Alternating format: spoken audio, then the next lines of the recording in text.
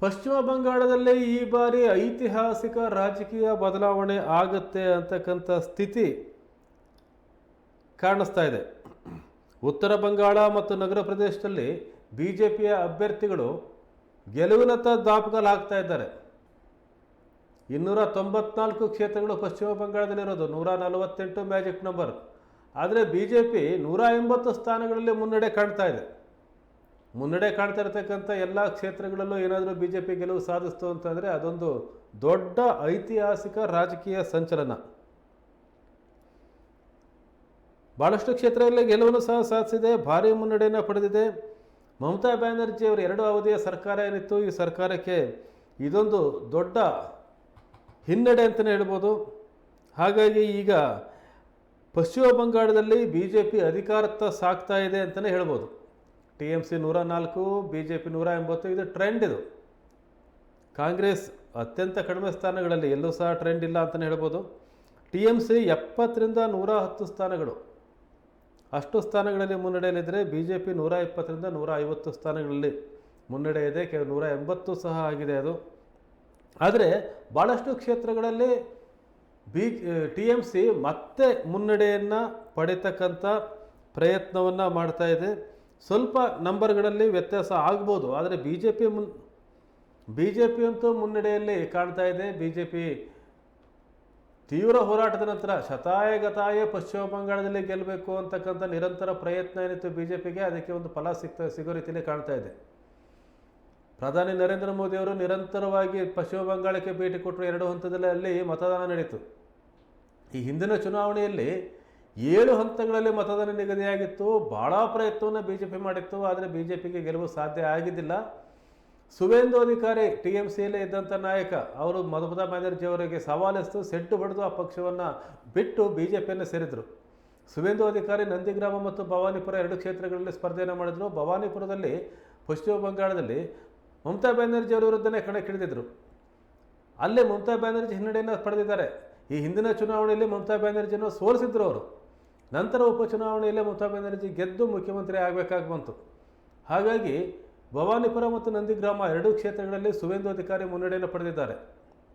B J P ಸಹ ತೀವ್ರ ಪ್ರಯತ್ನವನ್ನು ಮಾಡ್ತು. ಆದರೆ ಅಲ್ಲಿ ಏನು SIR ಆಯಿತು, ಮತದಾರರ ಸ್ಪೆಷಲ್ ರಿವ್ಯೂ, ಆ SIRನಲ್ಲಿ ಹಲವು ಮತದಾರರನ್ನು ಮತಪಟ್ಟಿಯಿಂದ ಹೊರಗಿಟ್ಟಿದ್ದು ಒಂದು ರೀತಿಯಲ್ಲಿ ದೊಡ್ಡ ಪೆಟ್ಟಾಯಿತು ಅಂತಲೇ ಹೇಳ್ಬೋದು. ಇದರ ವಿರುದ್ಧ ತೀವ್ರವಾದ ಹೋರಾಟವನ್ನು ಮಮತಾ ಬ್ಯಾನರ್ಜಿ ಮಾಡಿದರು. ಸ್ವತಃ ಸುಪ್ರೀಂ ಕೋರ್ಟ್ಗೆ ಹೋಗಿ ಅಲ್ಲಿ ವಾದವನ್ನು ಮಂಡಿಸಿದರು. ಆದರೆ ಅಂತಿಮವಾಗಿ ಅಲ್ಲಿ ಮತದಾರರು ಸರಿಸುಮಾರು ಒಂದು 50-60 ಲಕ್ಷದಷ್ಟು ಮತದಾರರು ಮತದಾನದಿಂದ ಹೊರಗುಳಿದ್ರು. ಇವರೆಲ್ಲರೂ ಸಹ ರೋಹಿಂಗ್ಯಾಗಳು, ಬಾಂಗ್ಲಾದೇಶದಿಂದ ಬಂದವರು, ವಿದೇಶಿಗರು ಅನ್ನುವಂಥ ಮಾತನ್ನು ಬಿ ಜೆ ಪಿ ಹೇಳ್ತಾನೆ ಬಂದಿದೆ. ಆದರೆ ರಿವ್ಯೂ ಕೊಟ್ಟರೂ ಸಹ, ಅರ್ಜಿಗಳನ್ನು ಕೊಟ್ಟರೂ ಸಹ ಮತದಾರರ ಪಟ್ಟಿಗೆ ನಮ್ಮ ಹೆಸರನ್ನು ಸೇರಿಸಿ ಅಂತ ಅಪ್ಲಿಕೇಶನ್ ಕೊಟ್ಟರೂ ಸಹ ಭಾಳಷ್ಟು ಜನರ ಹೆಸರು ಸೇರಿಲ್ಲ ಅನ್ನೋದು ತೃಣಮೂಲ ಕಾಂಗ್ರೆಸ್ನ ಒಂದು ಆಕ್ಷೇಪ ಆಗಿತ್ತು. ಅದೇ ಏನಾದರೂ ಅಲ್ಲಿ ಪೆಟ್ಟಾಯ್ತಾ ಅನ್ನೋದು ಇಲ್ಲಿ ಚರ್ಚೆ ಆಗಬೇಕಾಗಿದೆ. ನಂತರ ಬಿ ಜೆ ಪಿ ಅತಿ ಹೆಚ್ಚು ಸ್ಥಾನಗಳಲ್ಲಿ ಗೆಲ್ತಕ್ಕಂಥ ಸಾಧ್ಯತೆ ಕಾಣ್ತಾ ಇದೆ. ಬಿ ಜೆ ಪಿ ಮುನ್ನಡೆಯಲ್ಲಿದೆ, ಕಾಂಗ್ರೆಸ್ ಬಿಡಿಯಲ್ಲಿ ಗೇಮಲ್ಲೇ ಇಲ್ಲ ಅಂತ ಹೇಳ್ಬೋದು. ಕಾಂಗ್ರೆಸ್ ಸಹ 294 ಕ್ಷೇತ್ರಗಳಲ್ಲಿ ಸ್ಪರ್ಧೆ ಮಾಡ್ತು, ಎಲ್ಲ ಕ್ಷೇತ್ರಗಳಲ್ಲೂ. ಒಂದು ಕಾಲದಲ್ಲಿ ಅಲ್ಲಿ ಕಾಂಗ್ರೆಸ್ ಸುದೀರ್ಘವಾಗಿ ಆಡಳಿತ ಮಾಡಿತ್ತು. ನಂತರ ಕಮ್ಯುನಿಸ್ಟ್ ಪಕ್ಷಗಳು ಜ್ಯೋತಿ ಬಸು ಅವರ ನಾಯಕತ್ವದಲ್ಲಿ 4 ಅವಧಿಗೆ ಅಲ್ಲಿ ಅಧಿಕಾರಕ್ಕೆ ಬಂದು ಅಧಿಕಾರವನ್ನು ಮಾಡಿತ್ತು. ಜ್ಯೋತಿ ಬಸು ನಂತರ ಅಲ್ಲಿ ಬುದ್ಧದೇವ ಭಟ್ಟಾಚಾರ್ಯ ಮುಖ್ಯಮಂತ್ರಿ ಆದರು. ನಂತರ ಅಲ್ಲಿ ಬಂದಿದ್ದು ಟಿ ಎಮ್ ಸಿ ವೆಸ್ಟ್. ಈ ಎಡಪಕ್ಷಗಳ ಹಿಡಿತದಲ್ಲಿದ್ದಂಥ ಪಶ್ಚಿಮ ಬಂಗಾಳವನ್ನು ಎಡಪಕ್ಷಗಳು ಹಾಗೇ ಕೈ ಚೆಲ್ಲಿ ಬೇರೆ ಪಕ್ಷಗಳಿಗೆ ಕೊಟ್ಬಿಟ್ಟು ಅಂತಕ್ಕಂಥ ಸ್ಥಿತಿ ಅಲ್ಲಿ ಉದ್ಭವ ಆಗಿತ್ತು. ಅಂತಹ ಒಂದು ನಿರ್ವಾತದಲ್ಲಿ ಬಂದಿದ್ದು ಟಿ ಎಮ್ ಸಿ.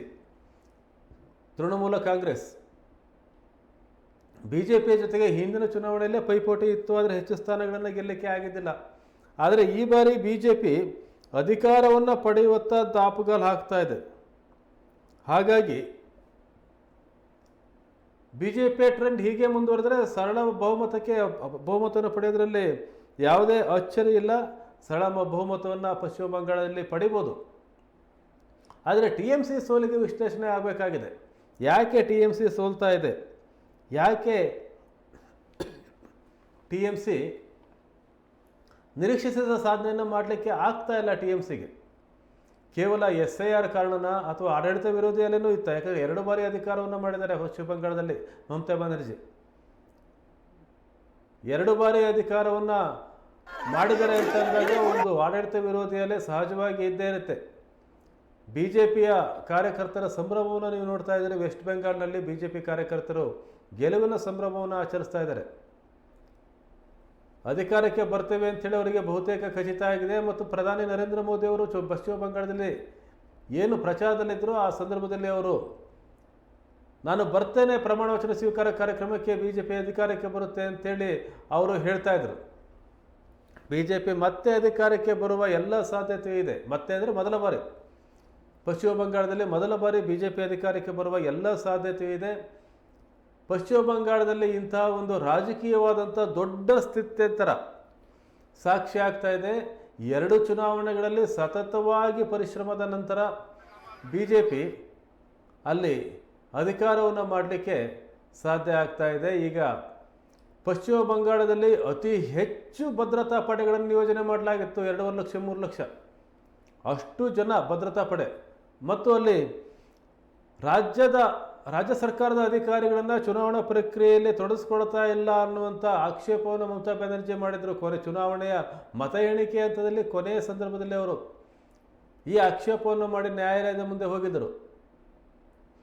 ಏನೆಲ್ಲ ಮಾಡಿದರು, ಆದರೆ ಸಾಧ್ಯ ಆಗಲಿಲ್ಲ. BJPಯ ತಂತ್ರಗಾರಿಕೆ ಏನಿದೆ ಅದು ಮೇಲುಗೈ ಸಾಧಿಸಿದೆ. BJPಯ ತಂತ್ರಗಾರಿಕೆಗೆ ಪಶ್ಚಿಮ ಬಂಗಾಳದಲ್ಲಿ ಗೆಲುವು ಸಿಕ್ಕಿದೆ. ಅಲ್ಲಿ ನಾಯಕರು ಪ್ರಚಾರ ಮಾಡಿದಂಥ ಯೋಜಿಸಿದ ರೀತಿಯಲ್ಲಿ ತೀವ್ರವಾದ ಪ್ರಚಾರ ಮಾಡಿದ್ದಾಗಿರ್ಬೋದು. SIRನ BJP ಭಾಳ ಗಂಭೀರವಾಗಿ ತೆಗೆದುಕೊಂಡಿದ್ದಾಗಿರ್ಬೋದು.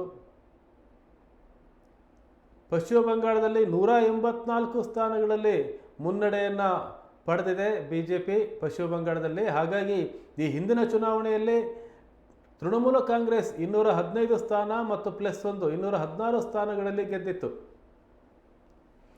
ಈಗ 101 ಸ್ಥಾನಗಳಲ್ಲಿ ಮಾತ್ರ ಲೀಡ್ ಕಾಣ್ತಾ ಇದೆ. TMC 99ಕ್ಕೆ ಬಂದಿದೆ. BJP 181 ಸ್ಥಾನಗಳಲ್ಲಿ BJP ಮುನ್ನಡೆಯನ್ನು ಕಾಯ್ದುಕೊಂಡಿದೆ. ಇದರಲ್ಲಿ ಭಾಳಷ್ಟು ಕ್ಷೇತ್ರಗಳಲ್ಲಿ ಗೆಲುವು ಅಂತಲೂ ಸಹ ಘೋಷಣೆ ಆಗಿದೆ. 184 ಸ್ಥಾನಗಳಲ್ಲಿ BJP ಈಗ 181 ಅಂತ ಸ್ಕ್ರೀನಲ್ಲಿ ಕಾಣ್ತಾ ಇದೆ. 184 ಸ್ಥಾನಗಳಲ್ಲಿ BJP ಟ್ರೆಂಡಿಂಗಲ್ಲಿದೆ. ತೃಣಮೂಲ ಕಾಂಗ್ರೆಸ್ 101 ಸ್ಥಾನಗಳಲ್ಲಿ ಟ್ರೆಂಡಿಂಗಲ್ಲಿದೆ. ಕಾಂಗ್ರೆಸ್ 3 ಸ್ಥಾನಗಳಲ್ಲಿ ಲೀಡಲ್ಲಿದೆ. ಕಾಂಗ್ರೆಸ್ ಗೇಮಲ್ಲೇ ಇಲ್ಲ ಅಂತ ಹೇಳ್ಬೋದು. BJP ವರ್ಸಸ್ TMC ಅಂತಕ್ಕಂಥ ಪರಿಸ್ಥಿತಿ ವೆಸ್ಟ್ ಬೆಂಗಾಲ್ನಲ್ಲಿದೆ. ಈ ಹಿಂದಿನ ಚುನಾವಣೆಯಲ್ಲೂ ಸಹ BJP ವರ್ಸಸ್ TMC ಅಂತಲೇ ಇತ್ತು. ಈ ಬಾರಿಯೂ ಸಹ ಅದು ಮುಂದುವರೆದಿದೆ. BJP ಗೆಲುವಿನತ್ತ ದಾಪುಗಾಲಾಗ್ತಾ ಇದೆ. ಮ್ಯಾಜಿಕ್ ನಂಬರನ್ನು ಪಡೆಯುವ ಎಲ್ಲ ಸಾಧ್ಯತೆಗಳು BJPಗಿದೆ. TMC ಅಧಿಕಾರದಿಂದ ಈ ಬಾರಿ ಹಿಂದುಳಿಯುತ್ತೆ. ಪ್ರಬಲ ವಿರೋಧ ಪಕ್ಷವಾಗುವುದು ಬಿಟ್ಟರೆ TMCಗೆ ಬೇರೆ ಯಾವ ಸಾಧ್ಯತೆಗಳು ಕಾಣ್ತಾ ಇಲ್ಲ. BJP ಅಧಿಕಾರಕ್ಕೆ ಬರುತ್ತೆ. BJP ಅಧಿಕಾರಕ್ಕೆ ಬರುವ ಎಲ್ಲ ಸಾಧ್ಯತೆಗಳು ಪಶ್ಚಿಮ ಬಂಗಾಳದಲ್ಲಿ ನಿಚ್ಚಳವಾಗಿದೆ. ಗೆದ್ದವರು ಯಾರು ಅನ್ನೋದು ಗೊತ್ತಾಗಬೇಕಷ್ಟೇ. ಈಗ ಟ್ರೆಂಡ್ ಏನು ಅಂತ ಗೊತ್ತಾಗ್ತಾ ಇದೆ. ಗೆದ್ದವರು ಯಾರು ಅಂತ ಗೊತ್ತಾಗಲಿಕ್ಕೆ ಇನ್ನು ಕೆಲವು ಗಂಟೆಗಳು ಮಾತ್ರ ಬಾಕಿ ಇದೆ. ಹಾಗಾಗಿ ಗೆದ್ದವರು ಯಾರು, ಎಷ್ಟು ಜನ ಅನ್ನೋ ನಿಖರ ಅಂಕಿಯನ್ನು ಬಿಟ್ಟರೆ BJP ಪಶ್ಚಿಮ ಬಂಗಾಳದಲ್ಲಿ ಅಧಿಕಾರಕ್ಕೆ ಬರೋದು ಖಚಿತ ಆಗ್ತಾ ಇದೆ. ಈ ಮೂಲಕ ಪಶ್ಚಿಮ ಬಂಗಾಳದಲ್ಲಿ ಒಂದು ರಾಜಕೀಯ ಸಂಚಲನ ಆಗಿದೆ. ಎಡಪಕ್ಷಗಳು ಲೆಕ್ಕಕ್ಕೆ ಇಲ್ಲ ಅನ್ನುವಂಥ ಪರಿಸ್ಥಿತಿ. ಭಾರತದ ಪ್ರಮುಖ ಪಕ್ಷ ಕಾಂಗ್ರೆಸ್ ಲೆಕ್ಕಕ್ಕೆ ಇಲ್ಲ ಅಂತಕ್ಕಂಥ ಪರಿಸ್ಥಿತಿ. ಕೇವಲ BJP ಮತ್ತು TMC ನಡುವೆ ಮಾತ್ರ ಅಲ್ಲಿ ಪೈಪೋಟಿ. ಈ ಪೈಪೋಟಿಯಲ್ಲಿ BJP ಗೆಲುವಿನ ಹತ್ತಿರಕ್ಕೆ ಬರ್ತಾ ಇದೆ. ಹಾಗಾಗಿ BJPಯ ಒಂದು ಆಶೆ ಏನಿತ್ತು, ಪಶ್ಚಿಮ ಬಂಗಾಳದಲ್ಲಿ ಅಧಿಕಾರವನ್ನು ಮಾಡಬೇಕು ಅಂತೇಳಿ ಅದು ಈಡೇರ್ತಾ ಇದೆ. ಅಸ್ಸಾಮಲ್ಲೂ ಸಹ ಲೀಡ್, ಪಶ್ಚಿಮ ಬಂಗಾಳದಲ್ಲೂ ಸಹ ಲೀಡ್. ದಕ್ಷಿಣದ ರಾಜ್ಯಗಳಲ್ಲಿ ಏನೂ ಮಾಡಲಿಕ್ಕಾಗಿಲ್ಲ. ಕೇರಳ ಮತ್ತು ತಮಿಳುನಾಡಿನಲ್ಲಿ BJP. ಆದರೆ ಅಸ್ಸಾಂ, ಪಶ್ಚಿಮ ಬಂಗಾಳ ಮತ್ತು ಪುದುಚೇರಿ ಈ 3 ರಾಜ್ಯಗಳಲ್ಲಿ BJP ಅಧಿಕಾರಕ್ಕೆ ಬರುವ ಸಾಧ್ಯತೆ ನಿಚ್ಚಳವಾಗಿ ಗೋಚರ ಆಗ್ತಾ ಇದೆ. ಪುದುಚೇರಿಯಲ್ಲಿ NDA ಮೈತ್ರಿಕೂಟವೇ ಮತ್ತೆ ಅಧಿಕಾರಕ್ಕೆ ಬರುವ ಸಾಧ್ಯತೆ. ಅಸ್ಸಾಂನಲ್ಲಂತೂ ಆಲ್ಮೋಸ್ಟ್ BJP ಅತಿ ಹೆಚ್ಚು ಸ್ಥಾನಗಳಲ್ಲಿ ಇಡಲಿದ್ದಾರೆ. ಇನ್ನು ಪಶ್ಚಿಮ ಬಂಗಾಳದಲ್ಲೂ ಸಹ ತೀವ್ರ ಪೈಪೋಟಿಯ ನಡುವೆ BJP ಲೀಡ್ ಪಡಿತಾ ಇದೆ. ಕಾರ್ಯಕರ್ತರ ಸಂಭ್ರಮ ಮೇರೆ ಮೀರಿದೆ.